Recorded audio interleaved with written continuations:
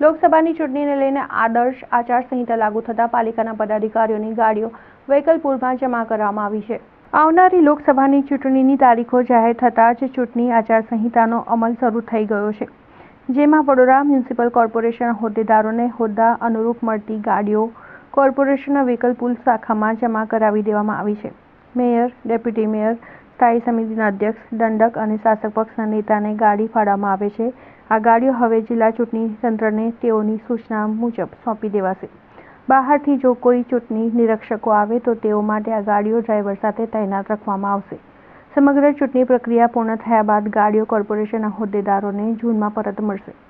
બહારથી કોઈ વીઆઈપી આવે અને પ્રોટોકોલના ભાગરૂપે મેયરને તેમને રિસીવ કરવા જવાનું થાય તો તેમને આ ગાડીની સુવિધા મળી શકે છે। એરપોર્ટ પર રિસીવ કર્યા બાદ મેયર ગાડી સાથે તેમના કાફલામાં જોડાઈ ન શકે અને ગાડી પરત જમા કરાવી દેવી પડે છે। આદર્શ લોકસભા ચૂંટણી 2024ની આદર્શ આચારસંહિતાનો અમલ શરૂ થઈ ચૂક્યો છે। એટલે વડોદરા મહાનગરપાલિકામાં હોદ્દેદારોશ્રીને જે વાહનો ફાળવેલા છે તે આચારસંહિતાના ભાગરૂપે જમા લેવામાં આવેલ છે।